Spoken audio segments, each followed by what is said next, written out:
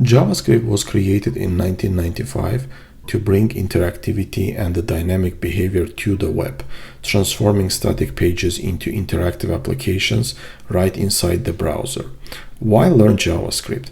JavaScript is number one language in Stack Overflow surveys for years. So it's the only language that can be used to build the web as well as the mobile apps. For the front end, it's still number one language. For the web development, frameworks such as React, Vue, and Angular are based on the JS. So for the backend, it's Node.js. We use a Node.js for running the servers, and for the mobile apps, we use React Native and the similar frameworks for iOS and the Android apps.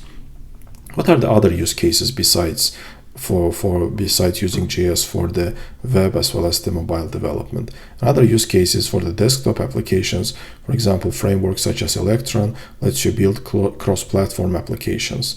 For AI and the machine learning, TensorFlow.js lets you run ML models in the browser. For Web3 and the blockchain, Ethereum smart contracts, Solidity and the Plus JS lets you build the decentralized apps. And the next one is the metaverse and the AR VR. So frameworks such as 3GS and the AI frame for the 3D web experience. And for the game development, frameworks such as Phaser or Babylon.js for browser games.